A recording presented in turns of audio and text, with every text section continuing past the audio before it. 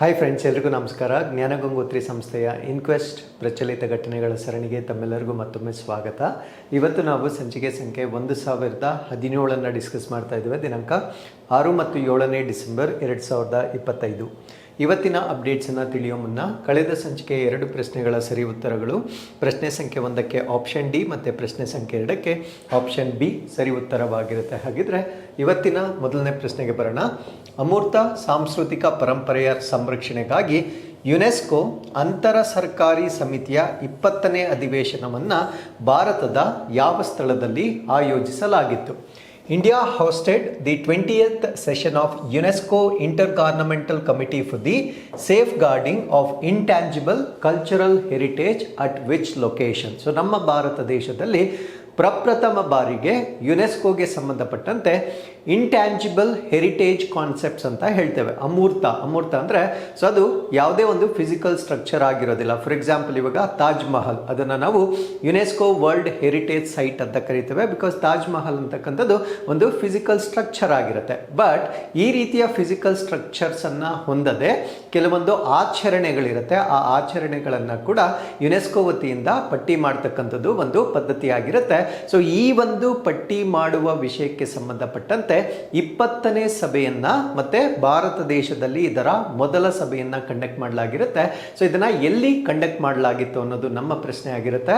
So ಈ ಪ್ರಶ್ನೆಗೆ ಸರಿಯಾದ ಉತ್ತರ ಕೆಂಪು ಕೋಟೆ ಅಥವಾ ರೆಡ್ ಫೋರ್ಟ್ ನಲ್ಲಿ ಸೊ ಈ ಒಂದು ಇವೆಂಟ್ ಅನ್ನ ಕಂಡಕ್ಟ್ ಮಾಡಲಾಗಿರುತ್ತೆ. ಸೊ ಈ ಒಂದು ಇವೆಂಟ್ ನಲ್ಲಿ ಹೊಸದಾಗಿ ಸೇರಿಸಲಾಗಿರ್ತಕ್ಕಂಥ ಪಟ್ಟಿಯನ್ನ ಕೂಡ ಬಿಡುಗಡೆ ಮಾಡಲಾಗಿರುತ್ತೆ. ಇವೆಲ್ಲದರ ಬಗ್ಗೆ ಸಂಪೂರ್ಣ ಮಾಹಿತಿಯನ್ನ ಡಿಸ್ಕಸ್ ಮಾಡೋಣ. ಸೊ ಯು ಶುಡ್ ರಿಮೆಂಬರ್, ಇದು ರೆಡ್ ಫೋರ್ಟ್ ನಲ್ಲಿ ನಡೆದಿರ್ತಕ್ಕಂಥ, ಅಂದ್ರೆ ನವದೆಹಲಿಯ ರೆಡ್ ಫೋರ್ಟ್ ನಲ್ಲಿ ನಡೆದಿರ್ತಕ್ಕಂಥ 20ನೇ ಸೆಷನ್ ಆಗಿರುತ್ತೆ. ಸೊ ಇದು ಯುನೆಸ್ಕೋಗೆ ಸಂಬಂಧಪಟ್ಟಂತೆ ಇದು ಇಂಟ್ಯಾಂಜಿಬಲ್ ಕಲ್ಚರಲ್ ಹೆರಿಟೇಜ್ ಅಂತ ನಾವೇನು ಹೇಳ್ತೇವೆ. ಸೊ ಇದಕ್ಕೆ ಸಂಬಂಧಪಟ್ಟಂತೆ ಮೊಟ್ಟ ಮೊದಲ ಸಭೆ, ಅಂದ್ರೆ ಭಾರತ ದೇಶಕ್ಕೆ ಸಂಬಂಧಪಟ್ಟಂತೆ ಮೊಟ್ಟ ಮೊದಲ ಬಾರಿಗೆ ಈ ಒಂದು ಸಭೆಯನ್ನ ನಮ್ಮ ಭಾರತ ದೇಶದಲ್ಲಿ ಮಾಡಲಾಗಿರುತ್ತೆ. So first time in India, so Bharat ದೇಶದಲ್ಲಿ ಈ ಒಂದು ಸಭೆಯನ್ನ ಮೊಟ್ಟ ಮೊದಲ ಬಾರಿಗೆ ನಡೆಸಲಾಗಿರುತ್ತೆ. ಸೊ ಇದರ ಉದ್ದೇಶ ಏನಾಗಿತ್ತು? ಸೊ ಈ ಒಂದು ಸಭೆಯ ಆಬ್ಜೆಕ್ಟಿವ್ ಏನಾಗಿತ್ತು ಅಂದ್ರೆ examine nomination submitted by member States for inscription on UNESCO list. ಅಂದ್ರೆ ಈ ಒಂದು ಯುನೆಸ್ಕೋ ಪಟ್ಟಿಗೆ ಸದಸ್ಯ ರಾಷ್ಟ್ರಗಳು ನಾಮ ನಿರ್ದೇಶನ ಮಾಡಿರ್ತಕ್ಕಂಥ ಒಂದು ಕಾನ್ಸೆಪ್ಟ್ಸ್ ಏನಿದಾವೆ, ಸೊ ಅದರ ಎಲಿಜಿಬಿಲಿಟಿಯನ್ನ ಚೆಕ್ ಮಾಡಿ ಆ ಎಲಿಜಿಬಿಲಿಟಿ ಇದ್ದರೆ ಸೊ ಅದನ್ನ ಅನೌನ್ಸ್ ಮಾಡ್ತಕ್ಕಂಥದ್ದು ಈ ಒಂದು ಸಭೆಯ ಪ್ರಮುಖವಾಗಿರ್ತಕ್ಕಂಥ ಒಂದು ಉದ್ದೇಶವಾಗಿರುತ್ತೆ. ಹಾಗಿದ್ರೆ ನಮ್ಮ ಭಾರತ ದೇಶದಲ್ಲಿ 2008ರಿಂದ 2025ರವರೆಗೆ ಸೊ ಈ ಒಂದು ಇಂಟ್ಯಾಂಜಿಬಲ್ ಹೆರಿಟೇಜ್ಗೆ ಸೇರಿಕೊಂಡಿರ್ತಕ್ಕಂಥ ಸ್ಥಳಗಳು ಯಾವ್ದಾವ್ದು, ಐ ಮೀನ್ ಟು ಸೇ ಕಾನ್ಸೆಪ್ಟ್ಗಳು ಯಾವ್ದಾವ್ದು, ಅದು ಯಾವ ಸ್ಥಳದಿಂದ ಬಂದಿರತಕ್ಕಂಥ ಒಂದು ಪರಿಕಲ್ಪನೆ ಆಗಿರುತ್ತೆ. ಸೊ ಎಲ್ಲವನ್ನ ಕೂಡ ನಾವಿಲ್ಲಿ ಡಿಸ್ಕಸ್ ಮಾಡೋಣ. ಸೊ 2008ಇಂದ 2025ವರೆಗೂ ಆಗಿರ್ತಕ್ಕಂಥ ಎಲ್ಲ ಒಂದು ಕಾನ್ಸೆಪ್ಟ್ಸ್ಗಳನ್ನು ಈ ಒಂದು ಮ್ಯಾಪ್ನಲ್ಲಿ ನಾವು ಡಿಸ್ಕಸ್ ಮಾಡೋಣ. ಸೊ ಮೊದಲನೇದಿಲ್ಲಿ ಲಡಾಖ್, ಜಮ್ಮು ಮತ್ತು ಕಾಶ್ಮೀರ್ಗೆ ಸಂಬಂಧಪಟ್ಟಂತೆ ಬೌದ್ಧ ಪಠಣ ಮತ್ತು ಪಠ್ಯಗಳು ಅಂತ ಕರಿತೇವೆ. ಅಂದ್ರೆ ಬುದ್ಧಿಸ್ಟ್ಗೆ ಸಂಬಂಧಪಟ್ಟಿರ್ತಕ್ಕಂಥ ಟೆಕ್ಸ್ಟ್ಗಳು ಆಗಿರುತ್ತೆ. ಸೊ ಇದು ಲಡಾಖ್ ಮತ್ತೆ ಜಮ್ಮು ಕಾಶ್ಮೀರ್ಗೆ ಸಂಬಂಧಪಟ್ಟಿರ್ತಕ್ಕಂಥ ಇಂಟ್ಯಾಂಜಿಬಲ್ ಹೆರಿಟೇಜ್ ಕಾನ್ಸೆಪ್ಟ್ ಆಗಿರುತ್ತೆ. ಇನ್ನು ಪಂಜಾಬ್ಗೆ ಸಂಬಂಧಪಟ್ಟಂತೆ ಈ ಸಾಂಪ್ರದಾಯಿಕ ಹಿತ್ತಾಳೆ ಮತ್ತು ತಾಮ್ರದ ಪಾತ್ರೆ, ಕರಕುಶಲ ವಸ್ತುಗಳು, ಅಂದ್ರೆ ಇದನ್ನ ತಾಮ್ರದಿಂದ ಮಾಡಿರ್ತಕ್ಕಂಥದ್ದು, ಹಿತ್ತಾಳೆದಿಂದ ಮಾಡಿರ್ತಕ್ಕಂಥದ್ದು, ಇದನ್ನ 2014 ಈ ಒಂದು ಪಟ್ಟಿಗೆ ನಮ್ಮ ಭಾರತ ದೇಶದಿಂದ ಸೇರಿಸಲಾಗಿರುತ್ತೆ. ಇನ್ನು ರಾಜಸ್ಥಾನಕ್ಕೆ ಬಂದಾಗ ಕಲ್ಬೇಲಿಯಾ ಜಾನಪದ ಗೀತೆಗಳು, ಅಂದ್ರೆ ಕಲ್ಬೇಲಿಯಾಗೆ ಸಂಬಂಧಪಟ್ಟಂತೆ ಈ ಫೋಕ್ ಸಾಂಗ್ಸ್ ಅಂತ ನಾವೇನು ಹೇಳ್ತೇವೆ, ಸೊ ಇದನ್ನ 2010ರಲ್ಲಿ ಈ ಪಟ್ಟಿಗೆ ಸೇರಿಸಲಾಗಿರುತ್ತೆ. ಇನ್ನು ಗುಜರಾತ್ಗೆ ಸಂಬಂಧಪಟ್ಟಂತೆ 2023ರಲ್ಲಿ ಗರ್ಬಾ ಡ್ಯಾನ್ಸ್ ಅಂತ ನಾವೇನು ಹೇಳ್ತೇವೆ, ಸೊ ಇದನ್ನ ಈ ಪಟ್ಟಿಗೆ ಸೇರಿಸಲಾಗಿರುತ್ತೆ.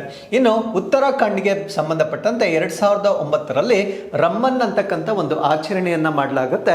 ಸೊ ಅದನ್ನ ಕೂಡ ಈ ಪಟ್ಟಿಗೆ ಸೇರಿಸಲಾಗಿರುತ್ತೆ. ಮತ್ತೆ ಕುಂಭಮೇಳ 2017ರಲ್ಲಿ ಸೊ ಇದು ವಿವಿಧ ರಾಜ್ಯಗಳಿಗೆ ಸಂಬಂಧಪಟ್ಟಿರ್ತಕ್ಕಂಥದ್ದು. ಉತ್ತರ ಪ್ರದೇಶ, ಉತ್ತರಾಖಂಡ, ಮಧ್ಯಪ್ರದೇಶ ಮತ್ತು ಮಹಾರಾಷ್ಟ್ರಗೆ ಸಂಬಂಧಪಟ್ಟಿರ್ತಕ್ಕಂಥ ಕುಂಭಮೇಳ ಆಚರಣೆಯನ್ನ 2017ರಲ್ಲಿ ಈ ಪಟ್ಟಿಗೆ ಸೇರಿಸಲಾಗಿರುತ್ತೆ. ಇನ್ನು 2018ರಲ್ಲಿ ರಾಮಲೀಲಾ ಅಂತಕ್ಕಂಥದ್ದು ಉತ್ತರ ಪ್ರದೇಶ, ಉತ್ತರಾಖಂಡ ಮತ್ತೆ ಮಧ್ಯಪ್ರದೇಶ, ಬಿಹಾರ್ ಬಿಹಾರ ಅಂದರೆ ಇದನ್ನ ಕೆಲವೊಂದು ಪುಸ್ತಕಗಳಲ್ಲಿ ನಾರ್ತ್ ಇಂಡಿಯಾ ಅಂತ ಮಾತ್ರ ಮೆನ್ಷನ್ ಮಾಡಿರ್ತಾರೆ.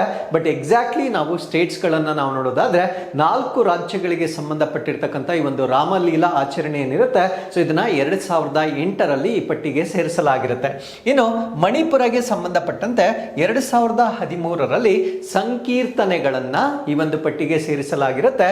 ವೆಸ್ಟ್ ಬೆಂಗಾಲ್ ಅಥವಾ ಪಶ್ಚಿಮ ಬಂಗಾಳಕ್ಕೆ ಸಂಬಂಧಪಟ್ಟಂತೆ 2021ರಲ್ಲಿ ಕೋಲ್ಕತ್ತಾದಲ್ಲಿ ನಡೀತಕ್ಕಂಥ ಈ ಒಂದು ದುರ್ಗಾ ಪೂಜಾ ಏನಿರುತ್ತೆ, ಸೊ ಇದನ್ನು ಕೂಡ ಈ ಪಟ್ಟಿಗೆ ಸೇರಿಸಲಾಗಿರುತ್ತೆ. ಇನ್ನು ಚೌ ಡ್ಯಾನ್ಸ್ ಅಂತ ಹೇಳ್ತೇವೆ, ಚೌ ನೃತ್ಯ ಅಂತ ಹೇಳ್ತೇವೆ. ಇದು 3 ರಾಜ್ಯಗಳಿಗೆ ಸಂಬಂಧಪಟ್ಟಿರ್ತಕ್ಕಂಥದ್ದು, ಒಡಿಶಾ, ಜಾರ್ಖಂಡ್ ಮತ್ತೆ ಪಶ್ಚಿಮ ಬಂಗಾಳಕ್ಕೆ ಸಂಬಂಧಪಟ್ಟಿರ್ತಕ್ಕಂಥ ಈ ಒಂದು ಚೌ ನೃತ್ಯ ಏನಿರುತ್ತೆ, ಸೊ ಇದನ್ನು ಕೂಡ ಈ ಪಟ್ಟಿಗೆ ಸೇರಿಸಲಾಗಿರುತ್ತೆ. ಇನ್ನು ಕೇರಳಗೆ ಸಂಬಂಧಪಟ್ಟಿರ್ತಕ್ಕಂಥ 2 ಕಾನ್ಸೆಪ್ಟ್ಗಳು ಇರುತ್ತೆ. ಒಂದು ಮುಡಿಯಟ್ಟು, ಇದನ್ನ 2010ರಲ್ಲಿ, ಇನ್ನೊಂದನ್ನ ಕುಡಿಯಟ್ಟಂ ಅಂತ ಹೇಳ್ತೇವೆ, ಇದನ್ನು ಕೂಡ 2008ರಲ್ಲಿ ಸೇರಿಸಲಾಗಿರುತ್ತೆ. ಸೊ ನಾನು ಮೆನ್ಷನ್ ಮಾಡಿರ್ತಕ್ಕಂಥ ಈ ಎಲ್ಲ ಪರಿಕಲ್ಪನೆಗಳೇನಿರ್ತವೆ, ಇದು ಯಾವುದೋ ಒಂದು ಅಥವಾ ಒಂದಕ್ಕಿಂತ ಹೆಚ್ಚಿನ ರಾಜ್ಯಗಳಿಗೆ ಸಂಬಂಧಪಟ್ಟಿದ್ದು ಥ್ರೂಔಟ್ ಇಂಡಿಯಾ ಅಥವಾ ಯಾವುದೇ ಒಂದು ನಿರ್ದಿಷ್ಟ ಪ್ರದೇಶಕ್ಕೆ ಸಂಬಂಧಪಡದ ಕೆಲವೊಂದು ಕಾನ್ಸೆಪ್ಟ್ಸ್ಗಳನ್ನು ಕೂಡ ಈ ಒಂದು ಪಟ್ಟಿಗೆ ಸೇರಿಸಲಾಗಿರುತ್ತೆ. ಸೊ ಅದನ್ನ ಹೇಳೋದಾದ್ರೆ ವೈದಿಕ ಪಟ್ಟಣದ ಸಂಪ್ರದಾಯ, ಇದನ್ನ 2008ರಲ್ಲಿ ಸೇರಿಸಲಾಗಿರುತ್ತೆ. ನಮ್ರೋಜ್ 2016ರಲ್ಲಿ ಸೇರಿಸಲಾಗಿರುತ್ತೆ. ಯೋಗ, ಸೊ ನಮ್ಮ ಭಾರತ ದೇಶದ ಈ ಒಂದು ಯೋಗ ಅಭ್ಯಾಸ ಏನಿರುತ್ತೆ 2016ರಲ್ಲಿ ಸೇರಿಸಲಾಗಿರುತ್ತೆ. ಸೊ 2025ರಲ್ಲಿ ಸೇರಿಸಲಾಗಿರ್ತಕ್ಕಂಥದ್ದು ದೀಪಾವಳಿ ಹಬ್ಬವನ್ನ ಈ ಒಂದು ಪಟ್ಟಿಗೆ ಸೇರಿಸಲಾಗಿರುತ್ತೆ. ಸೊ ಈ ನಿಟ್ಟಿನಲ್ಲಿ ನಮ್ಮ ಭಾರತ ದೇಶದ ವತಿಯಿಂದ ಇಂಟ್ಯಾಂಜಿಬಲ್ ಹೆರಿಟೇಜ್ ಕಾನ್ಸೆಪ್ಟ್ಗಳು 2025ರ ವೇಳೆಗೆ 16 ಪರಿಕಲ್ಪನೆಗಳನ್ನು ನಾವು ನೋಡ್ಬೋದಾಗಿರುತ್ತೆ. ಹಾಗಿದ್ರೆ ನಿಮ್ಗೊಂದು ಸರಳವಾದ ಪ್ರಶ್ನೆಯನ್ನ ಕೇಳೋದಾದ್ರೆ, ಹೆರಿಟೇಜ್ ಸೈಟ್ಗಳು ಅಂದ್ರೆ ಪಾರಂಪರಿಕ ತಾಣಗಳು ನಮ್ಮ ಭಾರತ ದೇಶದಿಂದ ಟೋಟಲ್ ಎಷ್ಟಿರುತ್ತೆ, ಸೊ ಕೊನೆಯದಾಗಿ ಆಡ್ ಆಗಿರ್ತಕ್ಕಂಥ ಪ್ಲೇಸ್ ಯಾವುದು, ಇಷ್ಟನ್ನು ನೀವು ಕಮೆಂಟ್ಸ್ ನಲ್ಲಿ ತಿಳಿಸಬಹುದಾಗಿರುತ್ತೆ.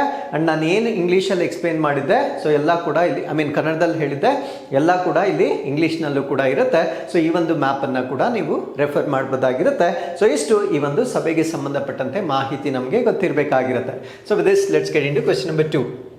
ಸಾಮಾಜಿಕ ಬಹಿಷ್ಕಾರಗಳನ್ನು ಅಪರಾಧೀಕರಿಸುವ ಮಹತ್ವದ ಮಸೂದೆಯನ್ನು ಕರ್ನಾಟಕ ಸಚಿವ ಸಂಪುಟ ಅಂಗೀಕರಿಸಿದೆ.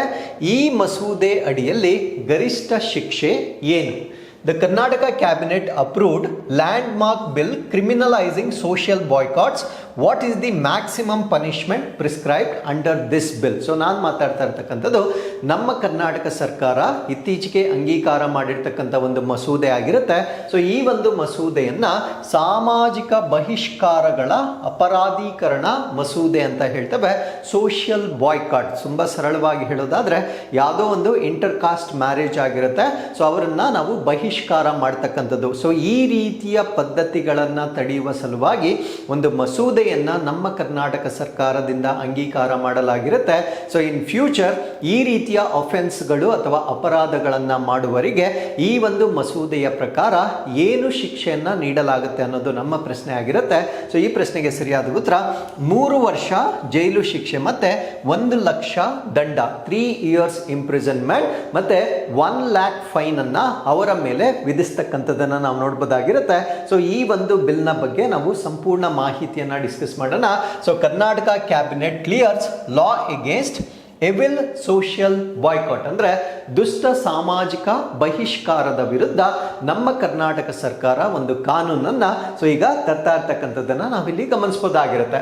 ಸೊ ಇದನ್ನ ನಾವೇನಂತ ಕರಿತೀವಿ ಅಂದ್ರೆ ಸೋಷಿಯಲ್ ಬಾಯ್ಕಾಟ್ಸ್ ಅಂತ ಕರಿತೀವಿ. ಅಂದ್ರೆ ಸಾಮಾಜಿಕ ಬಹಿಷ್ಕಾರವನ್ನ ಮಾಡ್ತಕ್ಕಂಥ ಒಂದು ಪದ್ಧತಿ ಏನಿರುತ್ತೆ, ಸೊ ಅದನ್ನ ಮಾಡುವವರಿಗೆ 3 ವರ್ಷಗಳ ಕಾಲ ಜೈಲು, 1 ಲಕ್ಷದವರೆಗೆ ಅವರಿಗೆ ದಂಡವನ್ನ ಅವರ ಮೇಲೆ ವಿಧಿಸಲಾಗುತ್ತೆ. ಸೊ ಹಾಗಿದ್ರೆ ಇದರ ಒಂದು ಲೀಗಲ್ ಪ್ಯಾರಲೆನ್ಸ್ ಏನಿದೆ ಅಂತ ನಾವಿಲ್ಲಿ ನೋಡೋದಾದ್ರೆ, any act of ostracism or exclusion based on caste ಅಂದ್ರೆ ಜಾತಿಯ ಆಧಾರದ ಮೇಲೆ ಬಹಿಷ್ಕಾರ ಮಾಡ್ತಕ್ಕಂಥದ್ದು, ಕಮ್ಯುನಿಟಿ ಸಮುದಾಯದ ಆಧಾರದ ಮೇಲೆ, ರಿಲಿಜಿಯನ್ ಧರ್ಮದ ಆಧಾರದ ಮೇಲೆ, ಅಥವಾ ಪರ್ಸನಲ್ ಚಾಯ್ಸಸ್ ಅಥವಾ ವೈಯಕ್ತಿಕ ಆಯ್ಕೆಗಳು ಅಂತ ಹೇಳ್ತೇವೆ. For example inter caste marriage ಆಗಿರ್ಬೋದು, ಅವರ ಲೈಫ್ ಸ್ಟೈಲ್ ಅಥವಾ ಜೀವನ ಶೈಲಿ ಆಗಿರ್ಬೋದು, ಅಥವಾ ಅವ್ರು ಮಾಡ್ತಕ್ಕಂಥ ಒಂದು ಪ್ರೊಫೆಷನ್ ಅಥವಾ ವೃತ್ತಿಯ ಮೇಲೆ ಆಗಿರ್ಬೋದು, ಅವರ ವೈಯಕ್ತಿಕ ಆಯ್ಕೆಗಳ ಅನ್ವಯ ಅವರನ್ನು ನಾವು ಸಾಮಾಜಿಕವಾಗಿ ಬಹಿಷ್ಕಾರ ಮಾಡಿದ್ದೆ ಆದಲ್ಲಿ ಸೊ ಈ ಒಂದು 3 ವರ್ಷಗಳ ಜೈಲು ಮತ್ತೆ 1 ಲಕ್ಷದವರೆಗೆ ಸೊ ಈ ಒಂದು ಶಿಕ್ಷೆಯನ್ನ ಅವರು ಅನುಭವಿಸಬೇಕಾಗಿರುತ್ತೆ. So what is the objective? ಇದನ್ನ ಮಾಡ್ತಕ್ಕಂಥ ಉದ್ದೇಶ ಏನಾಗಿತ್ತು ಅಂತ ನಾವು ನೋಡೋದಾದ್ರೆ, to protect individuals from discriminatory practices. ಇತ್ತೀಚೆಗೆ ಸೊ ಈ ಒಂದು ತಾರತಮ್ಯದ ಅಭ್ಯಾಸಗಳು ಬಹಳ ಹೆಚ್ಚಾಗ್ತಾ ಇದೆ. ಆ ತಾರತಮ್ಯದ ಅಭ್ಯಾಸಗಳು ಹೆಚ್ಚಾಗುತ್ತಿರುವುದನ್ನ ತಡೆಯುವ ಸಲುವಾಗಿ ಕರ್ನಾಟಕ ಸರ್ಕಾರ ಈ ಒಂದು ಮಸೂದೆಯನ್ನ ಅಂಗೀಕಾರ ಮಾಡಿರ್ತಕ್ಕಂಥದ್ದು ನಮಗೆ ಗೊತ್ತಿರಬೇಕಾಗಿರುತ್ತೆ. ಹಾಗಿದ್ರೆ what is the back ground? ಈ ಒಂದು ಮಸೂದೆಯನ್ನ ತರಲಿಕ್ಕೆ ಯಾವುದಾದ್ರೂ ಎಕ್ಸಾಂಪಲ್ ಇತ್ತ ಅಥವಾ ಬೇರೆ ಯಾವುದಾದ್ರೂ ರಾಜ್ಯದಲ್ಲಿ ಇದೇ ರೀತಿಯ ಒಂದು ಕಾಯ್ದೆಯನ್ನ ಜಾರಿಗೆ ತಂದಿದ್ರ? ಸೊ ಅದನ್ನ ನಾವಿಲ್ಲಿ ಸ್ಟಡಿ ಮಾಡೋದಾದ್ರೆ, so this bill is inspired by Maharashtra's 2016 law. So ಮಹಾರಾಷ್ಟ್ರದಲ್ಲಿ 2016ರಲ್ಲಿ ಇದೇ ರೀತಿಯ ಒಂದು ಕಾನೂನನ್ನ ಅವರು ಜಾರಿಗೆ ತಂದಿರ್ತಾರೆ. ಸೊ ಇದು Maharashtra protection of people from social boycott, prevention, prohibition and redressal act 2016 ಅಂತ ಕರಿತೇವೆ. ಅಂದ್ರೆ ಮಹಾರಾಷ್ಟ್ರ ಸಾಮಾಜಿಕ ಬಹಿಷ್ಕಾರದಿಂದ ಜನರನ್ನ ರಕ್ಷಿಸುವ ಕಾಯ್ದೆ. ಸೊ ಈ ಒಂದು ಕಾಯ್ದೆಯನ್ನ ಅವರು 2016ರಲ್ಲಿ ತಂದಿರ್ತಾರೆ. ಸೊ ಇದು ಈ ರೀತಿಯ ಕಾಯ್ದೆ ನಮ್ಮ ಭಾರತ ದೇಶದಲ್ಲಿ ಮೊಟ್ಟ ಮೊದಲ ಬಾರಿಗೆ ಮಹಾರಾಷ್ಟ್ರದವರು ಜಾರಿಗೆ ತಂದಿರ್ತಾರೆ. ಸೊ ಈ ಒಂದು ಕಾಯ್ದೆಯನ್ನ ಈಗ ನಮ್ಮ ಕರ್ನಾಟಕದಲ್ಲೂ ಕೂಡ ಸೊ ಅದನ್ನೇ ಯಥಾವತ್ತಾಗಿ ಜಾರಿಗೆ ತಂದಿರ್ತಕ್ಕಂಥದ್ದು ಅಥವಾ ಮಸೂದೆಯನ್ನ ಅಂಗೀಕಾರ ಮಾಡಿರ್ತಕ್ಕಂಥದ್ದನ್ನ ನಾವಿಲ್ಲಿ ಗಮನಿಸಬಹುದಾಗಿರುತ್ತೆ. ಸೊ ಹಾಗಿದ್ರೆ ಇದರಿಂದ ಆಗ್ತಕ್ಕಂಥ ಸೋಷಿಯಲ್ ರಿಫಾರ್ಮ್, ಸಾಮಾಜಿಕ ಸುಧಾರಣೆ ಏನು ಅಂತ ನಾವಿಲ್ಲಿ ನೋಡೋದಾದ್ರೆ, ರೀಎನ್ಫೋರ್ಸಸ್ ಕಾನ್ಸ್ಟಿಟ್ಯೂಷನಲ್ ಗ್ಯಾರಂಟೀಸ್. ಅಂದ್ರೆ ನಮ್ಮ ಸಂವಿಧಾನ ನಮಗೆ ಕೊಟ್ಟಿರ್ತಕ್ಕಂಥ ಖಾತರಿಗಳೇನಿರುತ್ತೆ ಅದನ್ನ ರೀಎನ್ಶ್ಯೂರ್ ಮಾಡ್ತಕ್ಕಂಥ ಒಂದು ಮಸೂದೆ ಇದಾಗಿರುತ್ತೆ. For example article 14, article 15, article 21. So ಇದನ್ನ ಮರು ಆಶ್ವಾಸನೆ ನೀಡ್ತಕ್ಕಂಥ ಅಥವಾ ಇದನ್ನ ಬಲಪಡಿಸ್ತಕ್ಕಂಥ ಒಂದು ಕಾನೂನು ಇದಾಗಿರುತ್ತೆ. ಫಾರ್ ಎಕ್ಸಾಂಪಲ್ ಈಕ್ವಾಲಿಟಿ, ಸಮಾನತೆ, ನಾನ್ ಡಿಸ್ಕ್ರಿಮಿನೇಷನ್ ಅಂದ್ರೆ ತಾರತಮ್ಯ ರಹಿತ, ಮತ್ತೆ right to life with dignity ಅಂದ್ರೆ ಜೀವನವನ್ನ ಘನತೆಯಿಂದ ಬದುಕುವ ಹಕ್ಕೇನಿದೆ. ಈ ಒಂದು ಆರ್ಟಿಕಲ್ಸ್ ಏನಿರುತ್ತೆ ನಮ್ಮ ಸಂವಿಧಾನದಲ್ಲಿ ಅದನ್ನ ಬಲಪಡಿಸ್ತಕ್ಕಂಥ ಒಂದು ಕಾನೂನನ್ನ ನಮ್ಮ ಕರ್ನಾಟಕ ಸರ್ಕಾರ ಈಗ ಜಾರಿಗೆ ತಂದಿರುತ್ತೆ. ಸೊ ಮಹಾರಾಷ್ಟ್ರದಲ್ಲಿ ತಂದಿರತಕ್ಕಂಥ ಕಾನೂನನ್ನ ಹೇಳಿದ್ದೇನೆ. ಸೊ ಮಹಾರಾಷ್ಟ್ರದಲ್ಲಿ 7 ವರ್ಷಗಳ ಜೈಲಿರುತ್ತೆ. ನಮ್ಮ ಕರ್ನಾಟಕದಲ್ಲಿ 3 ವರ್ಷಗಳ ಜೈಲಿರುತ್ತೆ, ಮತ್ತು ಮಹಾರಾಷ್ಟ್ರದಲ್ಲಿ 7 ವರ್ಷಗಳವರೆಗೆ ಜೈಲ್ ಮತ್ತೆ ಪೆನಾಲ್ಟಿ ಅಥವಾ ದಂಡವನ್ನ ಕೂಡ ಈ ಒಂದು ಕಾಯ್ದೆಯ ಅಡಿಯಲ್ಲಿ ಅನ್ವಯಿಸ್ತಕ್ಕಂಥದ್ದನ್ನು ನಾವು ನೋಡಬಹುದಾಗಿರುತ್ತೆ. So with this let's get into question number 3. ಕರ್ನಾಟಕದ ದೂರದರ್ಶಕ ವಿತರಣಾ ಯೋಜನೆಯ ವಿಸ್ತರಣೆ ಅಡಿಯಲ್ಲಿ ಯಾವ ಸಂಸ್ಥೆಯಲ್ಲಿ ಶಿಕ್ಷಕರ ತರಬೇತಿಯನ್ನ ನಡೆಸಲಾಗುತ್ತದೆ? Under Karnataka's telescope distribution scheme expansion, teachers training will be conducted at which institution? ಅಂದ್ರೆ ನಮ್ಮ ಕರ್ನಾಟಕದಲ್ಲಿ ವಿದ್ಯಾರ್ಥಿಗಳಿಗೆ ಈ ಒಂದು ಸೈಂಟಿಫಿಕ್ ಟೆಂಪರ್ಮೆಂಟ್ ಅಂದ್ರೆ ವೈಜ್ಞಾನಿಕ ಪರಿಜ್ಞಾನವನ್ನ ಹೆಚ್ಚು ಬೆಳೆಸುವ ಕಾರಣದಿಂದ ಕರ್ನಾಟಕ ಸರ್ಕಾರದಿಂದ ಈ ಟೆಲಿಸ್ಕೋಪ್ ತರಬೇತಿಯನ್ನ ನೀಡ್ತಾ ಇದ್ರು. ಸೊ ಇದನ್ನ ಮುಂಚೆ ಅವರೇನು ಟಾರ್ಗೆಟ್ ಮಾಡಿರ್ತಾರೆ, ಸೊ ಅದನ್ನ ಈಗ ಎಕ್ಸ್ಪ್ಯಾಂಡ್ ಮಾಡ್ತಾ ಇದ್ದಾರೆ. ಅಂದ್ರೆ ಇನ್ನೂ ಹೆಚ್ಚಿನ ಶಾಲೆಗಳಿಗೆ ಈ ಒಂದು ಸ್ಕೀಮ್ ಅನ್ನ ಅವರು ಎಕ್ಸ್ಪ್ಯಾಂಡ್ ಮಾಡ್ತಾ ಇದ್ದಾರೆ. ಬಟ್ ಆ ಟೆಲಿಸ್ಕೋಪ್ ಅಥವಾ ದೂರದರ್ಶಕವನ್ನ ಆಪರೇಟ್ ಮಾಡಬೇಕಾಗಿದ್ರೆ ಅಲ್ಲಿರ್ತಕ್ಕಂಥ ಶಿಕ್ಷಕರಿಗೆ ಮೊದಲು ತರಬೇತಿಯನ್ನ ನೀಡಬೇಕಾಗಿರುತ್ತೆ. ಹಾಗಿದ್ರೆ ಈ ಒಂದು ಕಾರ್ಯಕ್ರಮದ ಅಡಿಯಲ್ಲಿ ಶಿಕ್ಷಕರಿಗೆ ನೀಡಬೇಕಾಗಿರ್ತಕ್ಕಂಥ ದೂರದರ್ಶಕದ ತರಬೇತಿಯನ್ನ ಯಾವ ಸಂಸ್ಥೆಯಲ್ಲಿ ಕಂಡಕ್ಟ್ ಮಾಡಲಾಗುತ್ತೆ ಅನ್ನೋದು ನಮ್ಮ ಪ್ರಶ್ನೆ ಆಗಿರುತ್ತೆ. ಸೊ ಈ ಪ್ರಶ್ನೆಗೆ ಸರಿಯಾದ ಉತ್ತರ ಜವಾಹರ್ಲಾಲ್ ನೆಹರು ತಾರಾಲಯ ಅಥವಾ ಜವಾಹರ್ಲಾಲ್ ನೆಹರು ಪ್ಲಾನೆಟೇರಿಯಂ ಏನಿರುತ್ತೆ. ಸೊ ಇಲ್ಲಿ ನಮ್ಮ ಶಿಕ್ಷಕರಿಗೆ ಈ ಒಂದು ಟೆಲಿಸ್ಕೋಪ್ಗೆ ಸಂಬಂಧಪಟ್ಟಂತೆ ತರಬೇತಿಯನ್ನ ನೀಡಲಾಗುತ್ತೆ. ನಂತರ ಈ ಒಂದು ತರಬೇತಿಯ ಆಧಾರದ ಮೇಲೆ ಅವರು ತಮ್ಮ ಶಾಲೆಯಲ್ಲಿರ್ತಕ್ಕಂಥ ಮಕ್ಕಳಿಗೆ ಸೊ ಈ ಒಂದು ಸೈಂಟಿಫಿಕ್ ಟೆಂಪರ್ಮೆಂಟ್ ಅನ್ನ ಬೆಳೆಸ್ತಕ್ಕಂಥದ್ದು ಇದರ ಉದ್ದೇಶವಾಗಿರುತ್ತೆ. ಸೊ ಕರ್ನಾಟಕ ಈ ಒಂದು ಟೆಲಿಸ್ಕೋಪ್ ಸ್ಕೀಮ್ ಏನಿರುತ್ತೆ ಇದನ್ನ ಎಲ್ಲಾ ಗೌರ್ಮೆಂಟ್ ಸ್ಕೂಲ್ಗಳಿಗೆ, ಎಲ್ಲಾ ಸರ್ಕಾರಿ ಶಾಲೆಗಳಿಗೆ ಈಗ ವಿಸ್ತರಣೆ ಮಾಡಿರ್ತಕ್ಕಂಥದ್ದು ಇದರ ಅಪ್ಡೇಟ್ ಆಗಿರುತ್ತೆ. So expand its telescope distribution scheme from residential schools to all government schools. So ಮುಂಚೆ ಕೇವಲ ವಸತಿ ಶಾಲೆಗಳಿಗೆ ಮಾತ್ರ ಈ ಒಂದು ಸ್ಕೀಮನ್ನು ಟಾರ್ಗೆಟ್ ಮಾಡಿದ್ರು.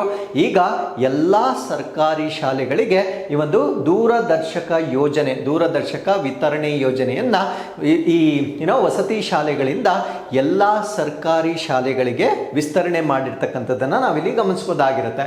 ಸೊ ಇದರ ಕವರೇಜ್ ಏನು ಅಂತ ನಾವು ನೋಡೋದಾದ್ರೆ Initially, it was limited to 833 Karnataka residential educational institution society. ಮುಂಚೆ ಇದು ಕೇವಲ 833 ಕರ್ನಾಟಕ ವಸತಿ ಶಿಕ್ಷಣ ಸಂಸ್ಥೆಗಳ ಸಂಘದ ಅಡಿಯಲ್ಲಿ ಬರ್ತಕ್ಕಂಥ ವಸತಿ ಶಾಲೆಗಳು ಮತ್ತು PU ಕಾಲೇಜುಗಳಿಗೆ ಮಾತ್ರ ಸೀಮಿತವಾಗಿತ್ತು. ಬಟ್ ಈಗ ವಿಸ್ತರಣೆ ಮಾಡಿರ್ತಕ್ಕಂಥದ್ದು ಎಲ್ಲ ಸರ್ಕಾರಿ ಶಾಲೆಗಳಿಗೆ ಈ ಒಂದು ಟೆಲಿಸ್ಕೋಪನ್ನು ವಿತರಣೆ ಮಾಡಲಾಗುತ್ತೆ. ಹಾಗಿದ್ರೆ ಸೊ ಇವ್ರಿಗೆ ಇದನ್ನು ಹೇಳ್ಕೊಡ್ತಕ್ಕಂಥ ಶಿಕ್ಷಕರಿಗೆ ತರಬೇತಿಯನ್ನು ಎಲ್ಲಿ ನೀಡಲಾಗುತ್ತೆ ಅಂದರೆ ಜವಾಹರ್ಲಾಲ್ ನೆಹರು ಪ್ಲಾನೆಟೇರಿಯಂನಲ್ಲಿ ಶಿಕ್ಷಕರಿಗೆ ತರಬೇತಿಯನ್ನ ನೀಡ್ತಕ್ಕಂಥ ಒಂದು ಪ್ರದೇಶವಾಗಿರುತ್ತೆ. So teachers are seen as architects of future scientist, ಅಂದ್ರೆ ಈ ಒಂದು ಕಾರ್ಯಕ್ರಮದ ಅಡಿಯಲ್ಲಿ ಶಿಕ್ಷಕರನ್ನ ಭವಿಷ್ಯದ ವಿಜ್ಞಾನಿಗಳ ವಾಸ್ತುಶಿಲ್ಪಿಗಳು ಅಂತ ಕರೀತಾರೆ. ಬಿಕಾಸ್ ಮಕ್ಕಳಿಗೆ ಅಥವಾ ಮುಂದಿನ ಪೀಳಿಗೆಗೆ ಈ ಒಂದು ವೈಜ್ಞಾನಿಕ ಪರಿಕಲ್ಪನೆಯನ್ನ ಮೂಡಿಸ್ತಕ್ಕಂಥದ್ದು ಈ ಶಿಕ್ಷಕರ ಜವಾಬ್ದಾರಿಯಾಗಿ ನಾವಿಲ್ಲಿ ನೋಡ್ಬೋದಾಗಿರುತ್ತೆ.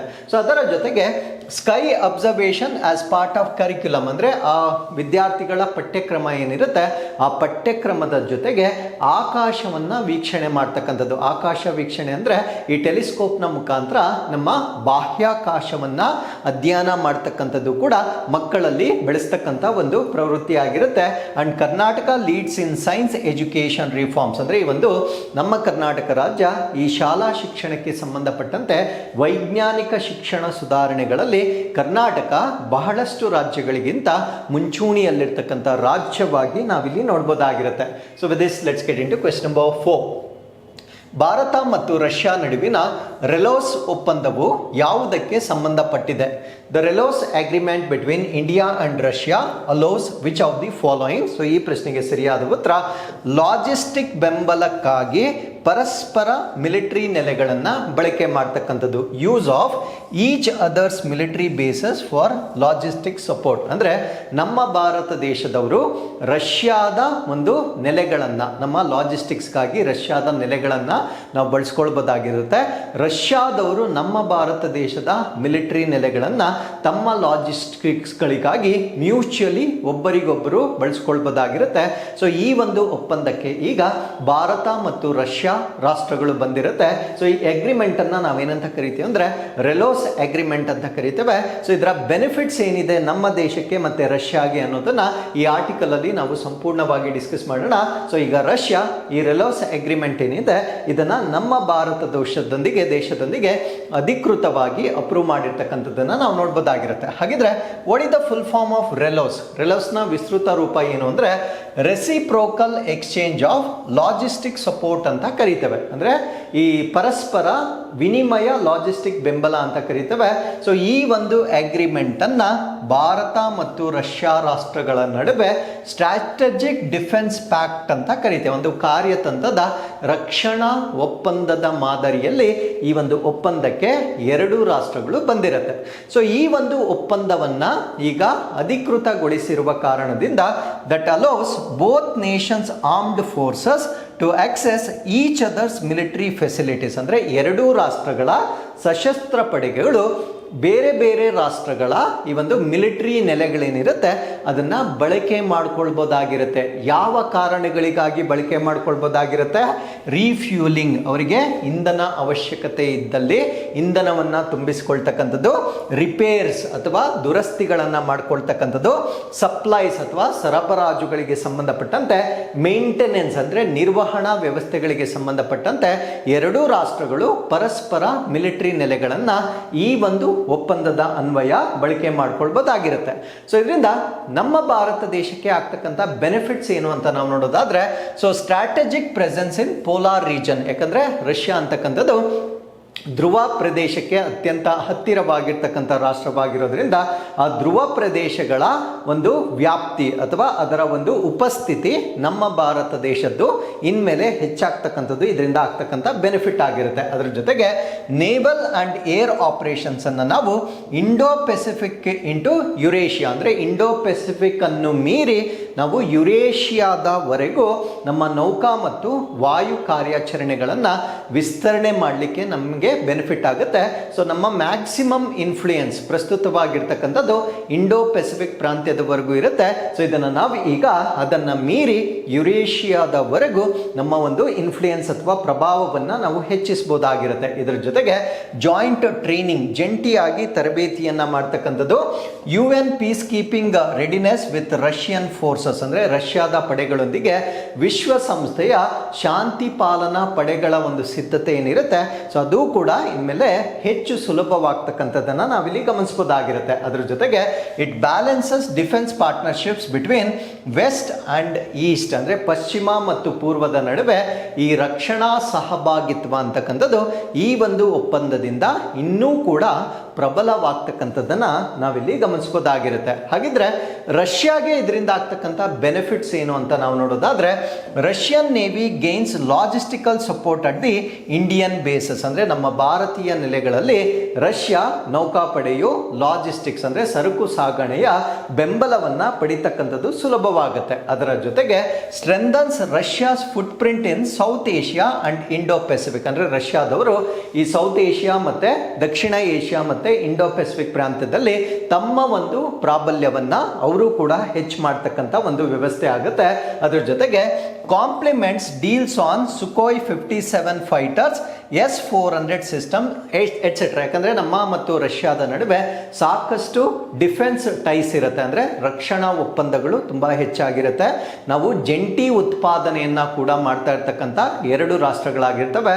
ಸೊ ಇದರಿಂದ ಸುಕೋಯ್ 57 ಯುದ್ಧ ವಿಮಾನಗಳಾಗಿರ್ಬೋದು, S-400 ಅಂದರೆ ಇದು ಏರ್ ಡಿಫೆನ್ಸ್ ಸಿಸ್ಟಮ್ ಆಗಿರುತ್ತೆ. ಸೊ ಇವುಗಳಿಗೆ ಸಂಬಂಧಪಟ್ಟಂತೆ ಒಂದು ಒಪ್ಪಂದಗಳಿಗೆ ಇದು ಅತ್ಯಂತ ಪೂರಕವಾಗಿರ್ತಕ್ಕಂಥ ಒಂದು ಅಗ್ರಿಮೆಂಟ್ ಆಗಿ ನಾವು ನೋಡ್ಬೋದಾಗಿರುತ್ತೆ. ಅದೆಲ್ಲದರ ಜೊತೆ ಈ western isolation by deepening ties with India, ಅಂದ್ರೆ ಈ ಒಂದು ಅಮೆರಿಕಾದು ಇನ್ಫ್ಲೂಯೆನ್ಸ್ ಏನಿರುತ್ತೆ ಅದನ್ನು ನಾವು ಪಾಶ್ಚಿಮಾತ್ಯ ಪ್ರಾಬಲ್ಯ ಅಂತ ನಾವೇನು ಹೇಳ್ತೇವೆ, ಆ ಪಾಶ್ಚಿಮಾತ್ಯ ಪ್ರಾಬಲ್ಯಕ್ಕೆ ನಮ್ಮ ಈ ಒಂದು ಒಪ್ಪಂದ ಏನಿದೆ, ಸೊ ಅದು it is as if we are countering the western dominance ಅನ್ನ ಕೌಂಟರ್ ಮಾಡ್ತಕ್ಕಂಥ ಒಂದು ಒಪ್ಪಂದವಾಗಿ ಕೂಡ ನಾವು ಈ ಒಂದು ಅಗ್ರಿಮೆಂಟ್ ಅನ್ನ ನೋಡ್ಬೋದಾಗಿರುತ್ತೆ. ಸೊ ಈಗ ಕಂಪ್ಯಾರಿಟಿವ್ ಕಾಂಟೆಕ್ಸ್ಟ್ ಅನ್ನ ನಾವು ನೋಡೋದಾದ್ರೆ, ನಮ್ಮ ಭಾರತ ದೇಶ ಈ ರೀತಿಯ ಒಂದು ಒಪ್ಪಂದಗಳನ್ನು ಬೇರೆ ರಾಷ್ಟ್ರಗಳೊಂದಿಗೆ ಕೂಡ ಈಗಾಗಲೇ ಹೊಂದಿರುತ್ತೆ. ಸೊ ಕೆಲವೊಂದು ಎಕ್ಸಾಂಪಲ್ಸ್ ಅನ್ನ ನಾವು ನೋಡೋದಾದ್ರೆ, USA ಜೊತೆ, ಸೊ ಇದನ್ನ ನಾವು ಲೆಮೋ-ಆ ಅಂತ ಕರಿತೇವೆ.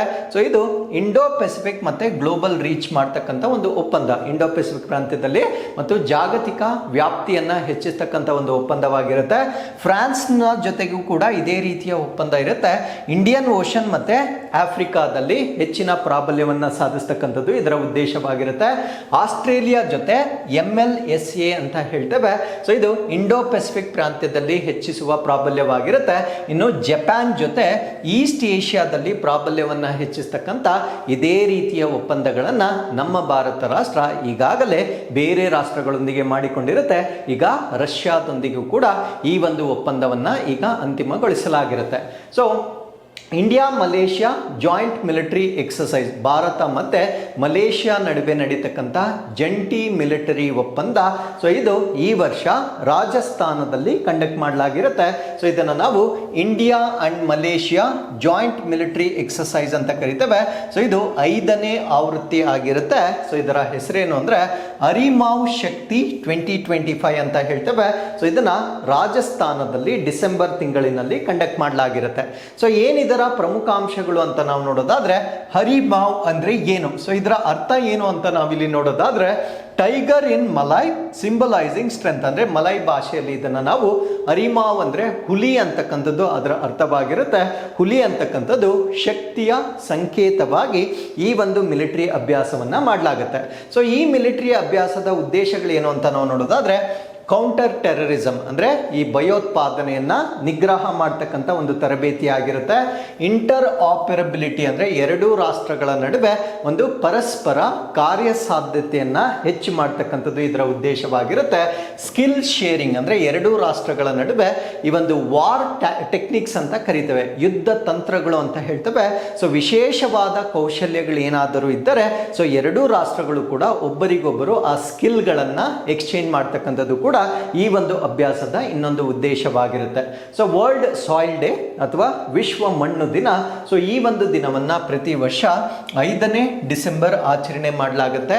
ಸೊ ಈ ವರ್ಷದ ಮಣ್ಣು ಅಥವಾ ಸಾಯಿಲ್ ಡೇ ಥೀಮ್ ಏನಾಗಿರುತ್ತೆ ಅಂದ್ರೆ healthy soils for healthy cities, ಅಂದ್ರೆ ಆರೋಗ್ಯಕರ ನಗರಗಳಿಗೆ ಆರೋಗ್ಯಕರ ಮಣ್ಣು ಅಂತಕ್ಕಂಥದ್ದು ಸೊ ಈ ವರ್ಷದ ಥೀಮ್ ಆಗಿರುತ್ತೆ.